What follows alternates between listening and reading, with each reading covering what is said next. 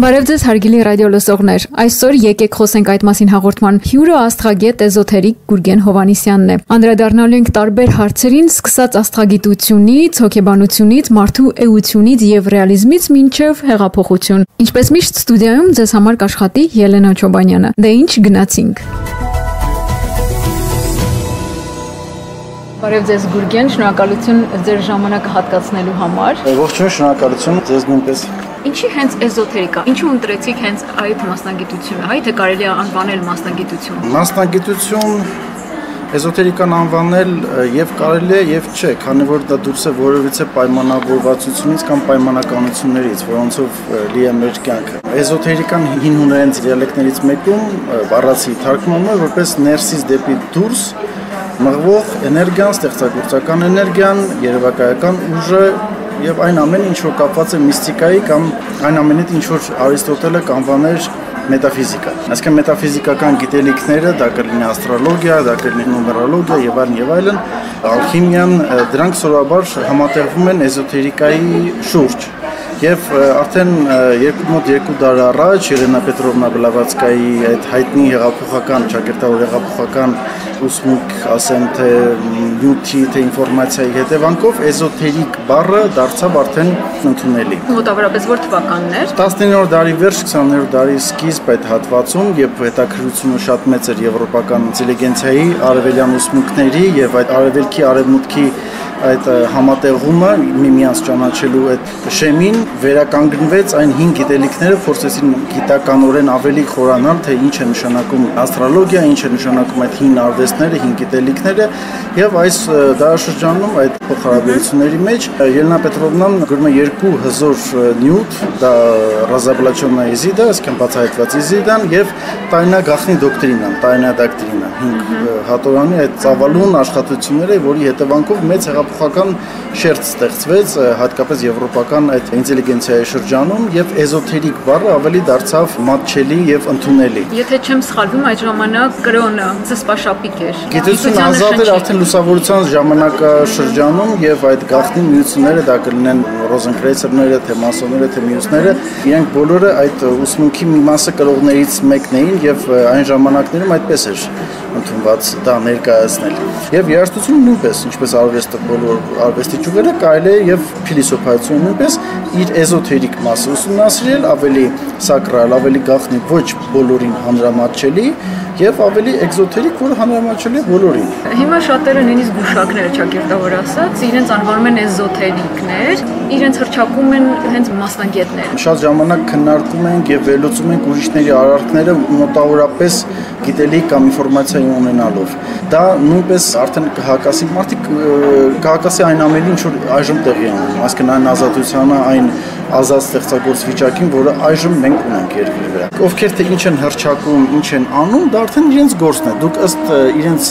արած պտուղների արդյունքների կարող եք արդեն համեմատել, եթե ցանկություն ունեք եւ որոշել, ինչքանով է դա պրոֆեսիոնալ, ինչքանով է ազդեցիկ, ինչքանով է օգտակար կամ ոչ օգտակար։ Ովքեր որ էզոթերիկ գիտելիքների մեջ են, դա սովորաբար արտահայտվում է գիտության տեսանկյունից եւ արվեստի տեսանկյունից։ Հիմա չի կարելի ասել, որ օրինակ Լեոնարդո դա Վինչին էզոթերիկ չի եղել կամ Ռեմբրանտը։ Եթե Բախի երաժշտությունը նայեք, տեսնեք ինչպիսի տիեզերական այդ հարմոնիկ վիճակների մեջ է։ Իհարկե նրա այն ուժը եւ ստեղծագործական էներգիան այնքան բարձր եղել, ինքը ես կարծում չէ այսպես խորացել ինչ է անում։ Դա ինքնաբերաբար տեղի է ունենում։ Եթե դուք մտնում եք այլ դաշտի մեջ, այլ հարթության մեջ, այս ստեղծագործ էներգիան բարձրագույն ոգին իրեն արտահայտել է տալիս։ Այս դեպքում կարելի է եզրահանգել, որ էզոթերիկան դա մասնագիտություն չի, այլ ծնվում են այդպեսին, որտեղ ասացիք Բախը։ Բոլորս ենք ծնվում այդպեսին։ Եվ որոշ մարդիկ ուղղակի խորանում են իրենց եսի մեջ, եսի այդ էգոն նկատի չունեմ, թե իրենք ով են իրենց էության մեջ։ Այդ հարցերը փնտրումների շրջանում, եթե դա տեղի ունենում շատ երկար տևական ժամանակ, ապա առաջանում է որոշակի պատասխաններ կամ ձևեր։ Բուդայի մոտ դա մի տեսակ էր արտահայտվել, Մահավիրիայի մոտ մի տեսակ, ստեղծագործ մարդկանց մոտ մի տեսակ։ Նրանք արդեն ինքնաճանաչ են եղել այդ ամեն ինչին եւ փորձել են իրենց տեսանկյունից, իրենց անցած փորձից դա փոխանցել, ինչքանով դա հնարավոր է։ Հետագայում են դրանք դարձել կրոններ, ուսմունքներ կամ որոշակի ինչ-որ սեկտաներ, որը այժմ խանգարում է, իհարկե ոչ մի կապ չունի դրա հետ։ Սովորական մարդը առհասարակ ինչպես կարող է տարբերել իրական գիտելիքներ ունեցող էզոթերիկներին։ Սովորական կին մարդը թե տղամարդ։ Եկեք սկսենք կանանցից, հետո անցնենք տղամարդ։ Կանանցից սկսենք միանշանակ, քանի որ կանայք ի տարբերություն ճնշող մեծամասնության տղամարդկանց ունեն շատ հզոր ինտուիցիա,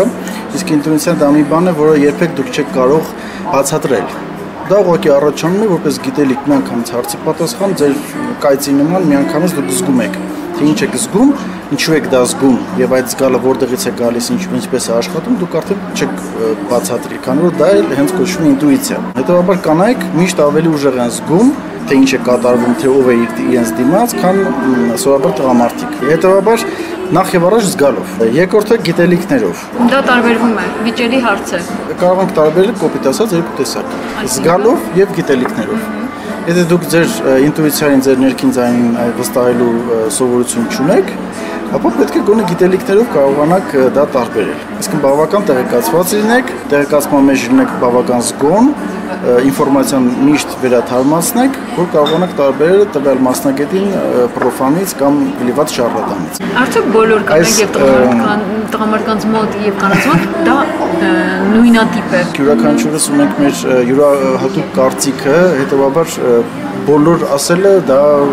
հարաբերական է։ Տղամարդիկ են կրոններ սովորաբար ստեղծում, տղամարդիկ են գիտությունը ստեղծում, տղամարդիկ են ստեղծում պատերազմը, կինը երբեք դա չի անի։ Բայց ինչն է պատճառը, հենց տղամարդն է կարողանում ստեղծել։ Ինչից է մղվում դա։ Արարման process-ը հենց տղամարդուն է տրված։ Սակայն տղամարդը իր այդ խաղի հետևանքով շատ տարբերով շատ ժամանակ փոքր չափանցնում է, ինչպես տեսնում ենք, սակայն ամեն ինչ, այն ինչ որ մեր շրջապատում է տեզերքում, դա նույնպես իր հետաքրքիր սիմբիոզի մեջ է եւ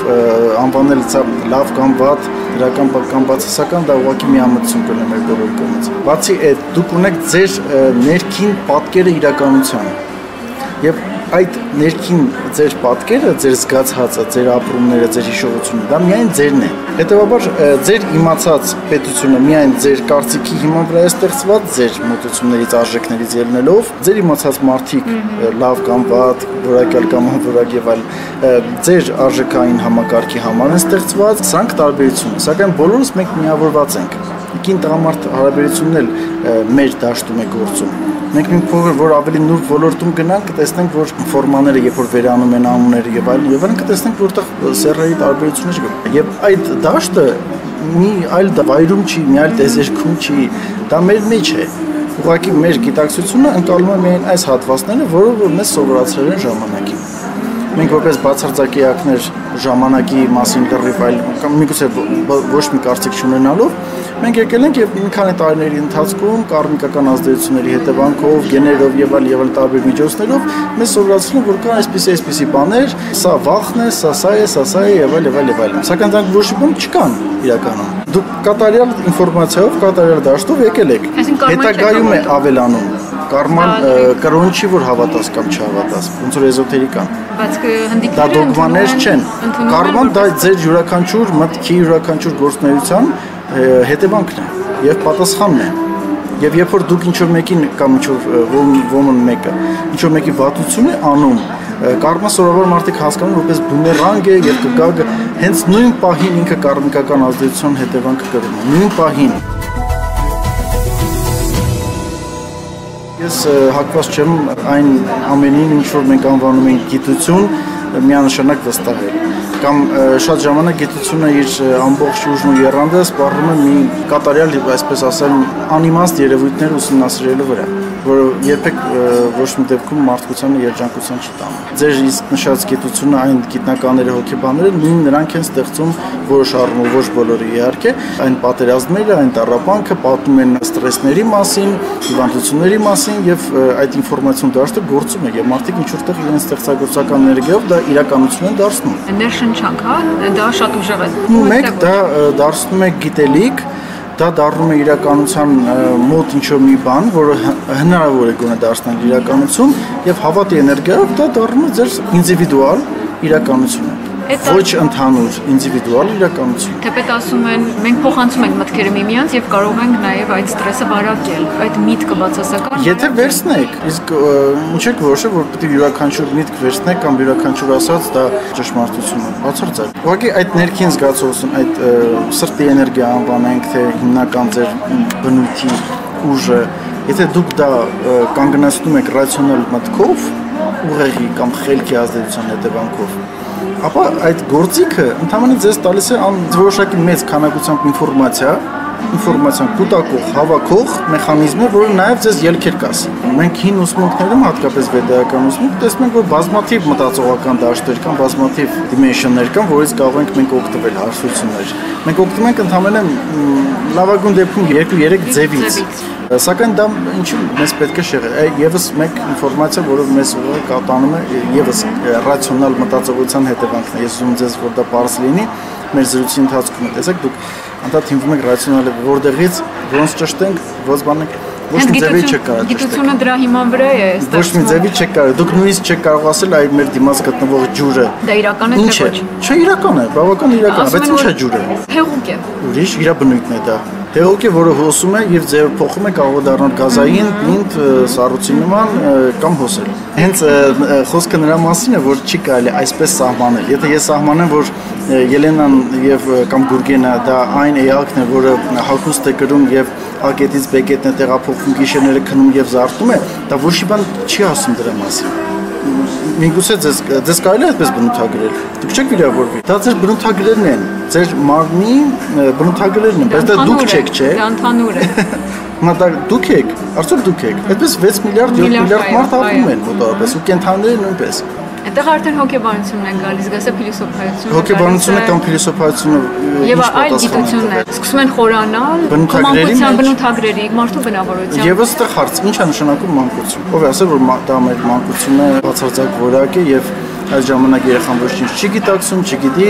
այդ ինչ որ ստրեսներ է կրում եւ դրա հետևանքով այսպես է բնավորությունը ձևավորվում։ Եվ թերությունները հենց գալիս են մանկությունից։ Абսուրդ։ Ամբողջովին համամիտ չեք։ Սա էլ էական չի համամիտ եմ թե համամիտ չի։ Ես ուզում ասեմ, որ մեր իրականությունը կառուցված է կամ հիմնված է ոչինչի վրա։ Դուք գիտեք ինչ եք հիմա անում, ամբողջովին ֆունդամենտները պատրոն գցում եք։ Իհարկե, որտեղ ամբողջ գիտությունները ստեղծված են, որ այդ դատարկությունը, այն որ բուդդիզմը կանվան է սուշումնան մեր ներքին դատարկությունը, որ բացատրի կամ մի կերպ մենք չվախենանք այդ դրանից։ Բայց եթե սկզբից մենք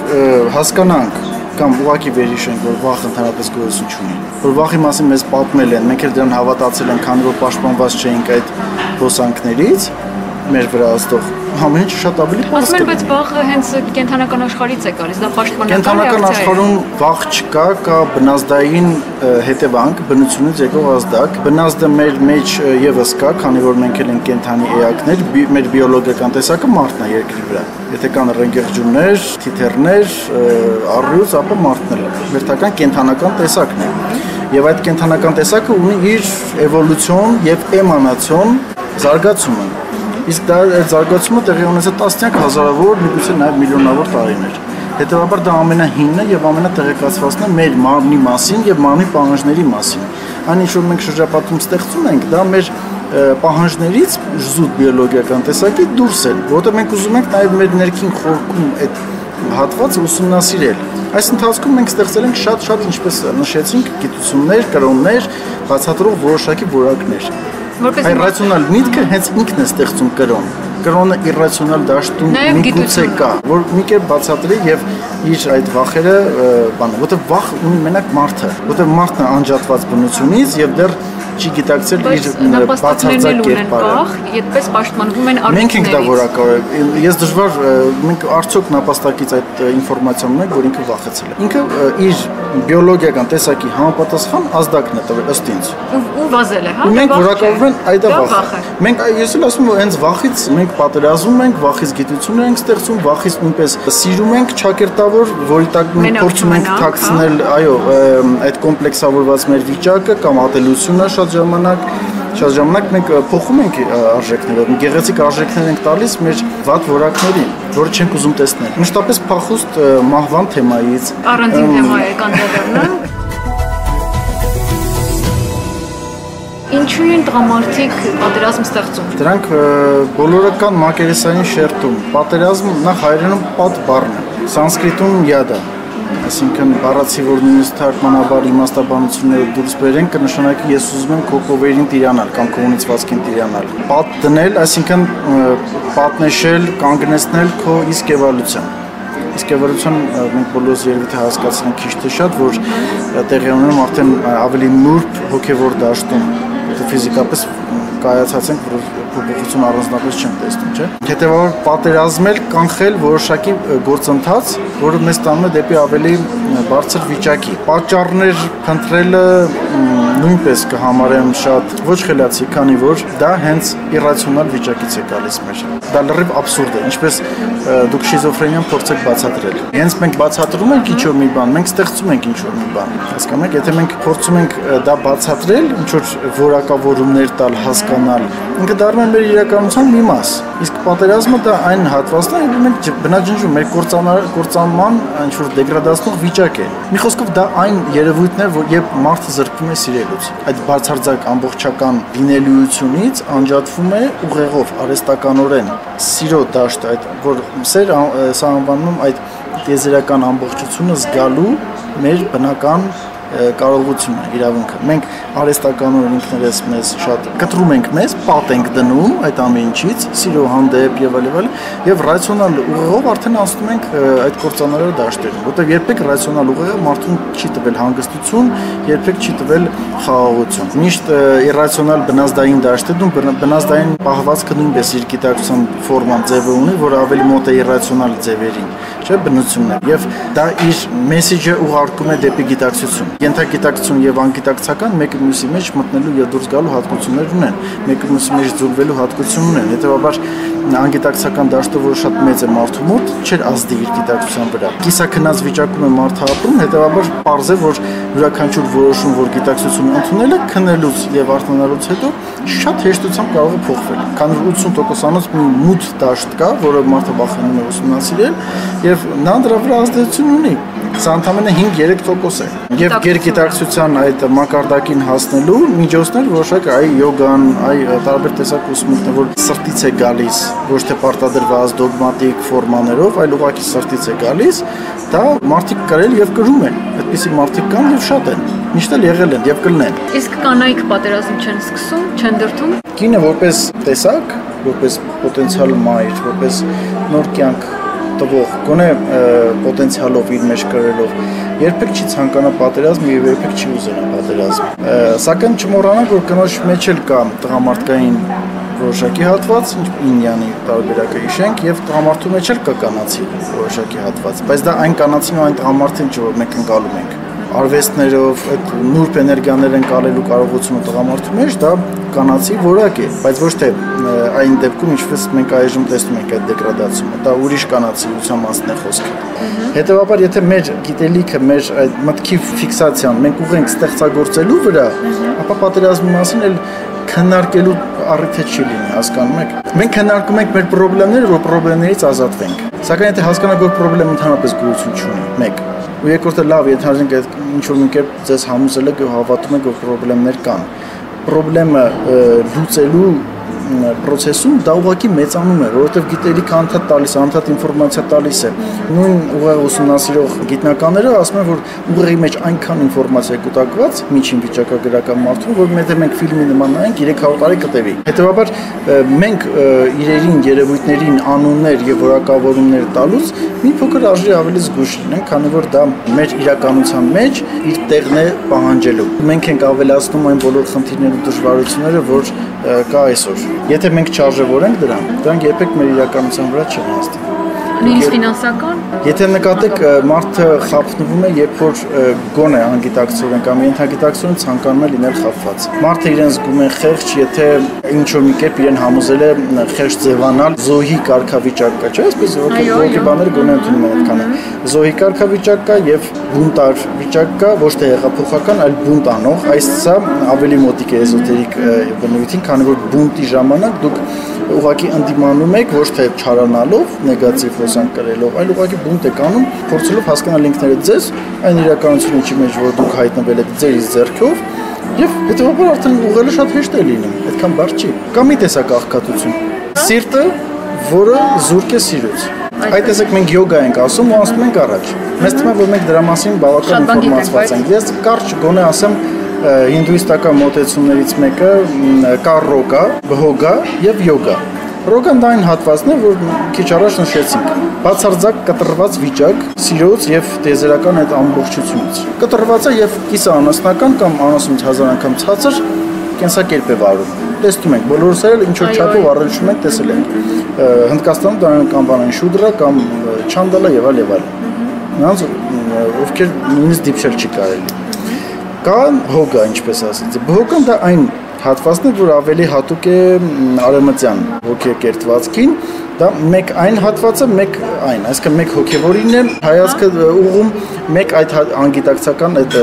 քնած վիճակին եւ այսպես տատանումների մեջ է։ Այստեղ ձևավորվում է էգո, արհեստական մատերիալիզմ, դա, հա, նյութապարտություն։ Մատերիալիզմը եւ այլն նույնպես այստեղ է։ Եվ կա յոգա։ Յոգան դա արդեն միաձուլումն է քո իրական բնույթի հետ, քո իրական բարձրագույն եսի հետ, որը էգոյի հետ կապ չունի։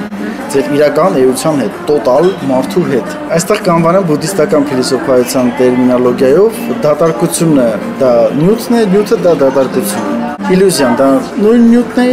նյութն էլ իլյուզիան է։ Մենք ջրի օրինակ եկեք հիշենք ու կհասկանանք, որ մենք մինչև վերջ չգիտենք սրա մասին։ Անվանում անցնում ենք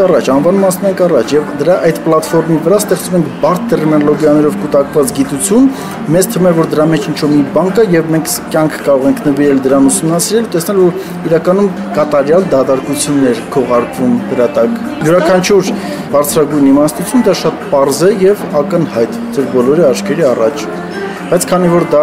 պարզ է թվում եւ մտածում եմ ես էլ եմ դա հասկանում, ինչ կա դրա մեջ խորանալու, մենք չենք խորանում ու շատ ժամանակ կորցնում մեր աչքից այն ամենը, ինչ որ մեզ կվերադարձնել մեր տոտալ երջանկությանը։ Հարգելի ռադիո լսողներ, մեր զրույցը կշարունակենք անմիջապես կարճատև ընդմիջումից հետո։ Մնացեք մեզ հետ։